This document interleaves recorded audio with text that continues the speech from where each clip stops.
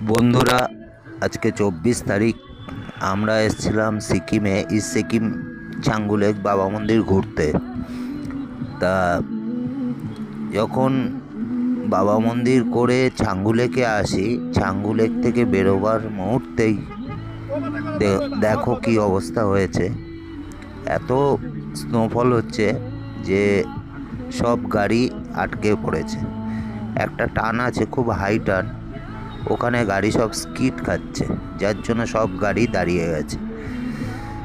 আর আজকে এখানে আমি ভিডিওটা অনেকটা পরে ছাড়ছি, তোমাদের বলে দিই যে আজকে এখানে আমরা টানা 5 ঘন্টা আটকে ছিলাম এই চাঙ্গুলেকের রাস্তায়।